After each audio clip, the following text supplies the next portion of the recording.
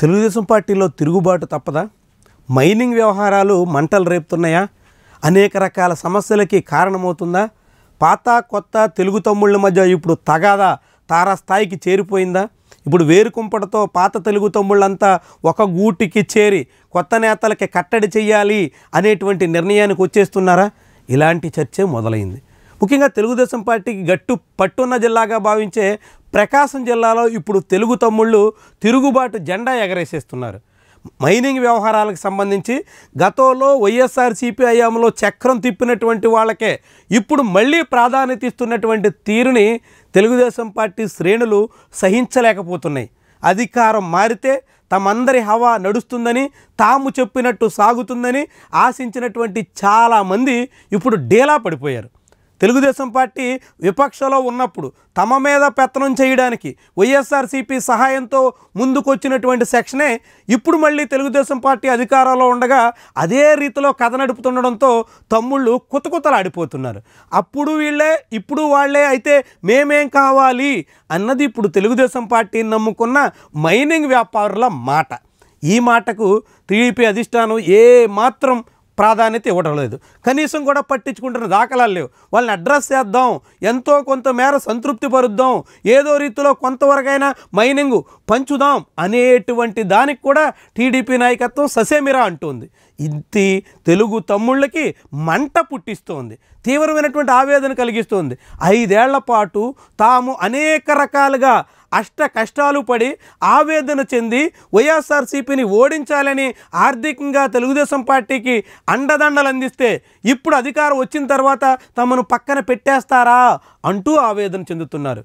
అందుకు తగ్గట్టుగానే ఇప్పుడు తెలుగుదేశం పార్టీ ప్రకాశం జిల్లాలో పాత టీడీపీ కేడర్ అంతా ప్రత్యేకంగా సమావేశమవుతుంది. ఇప్పుడు తెలుగుదేశం పార్టీ నాయకత్వంలో చక్రం తిప్పుతున్నటువంటి వాళ్ళందరినీ పక్కన పెట్టి తాము అవసరమైతే పార్టీకి వ్యతిరేకంగా తిరుగుబాటు చేయడానికి కూడా సిద్ధమే అనేటువంటి సంకేతాలు ఇస్తున్నారు. ఇది ఎక్కడి వరకు దారితీస్తుంది?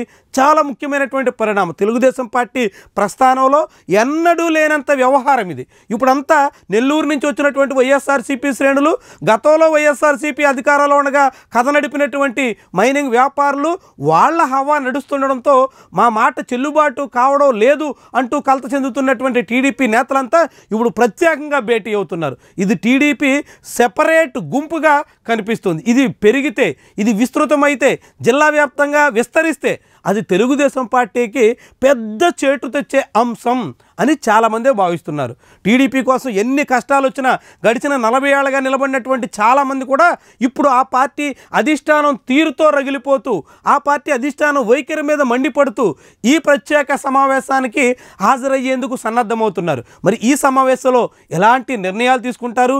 ఏ రీతిలో సీరియస్గా పార్టీకి వ్యతిరేకంగా ముందుకు కదులుతారు?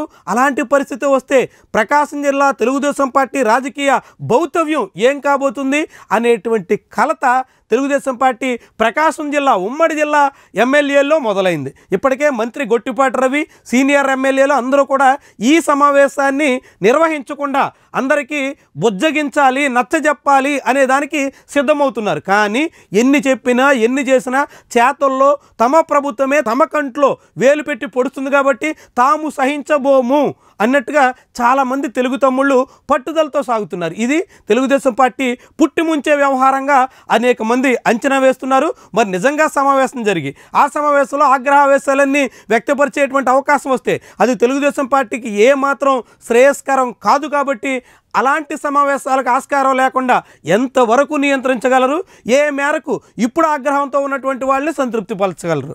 ఇది చాలా కీలకమైనటువంటి వ్యవహారం.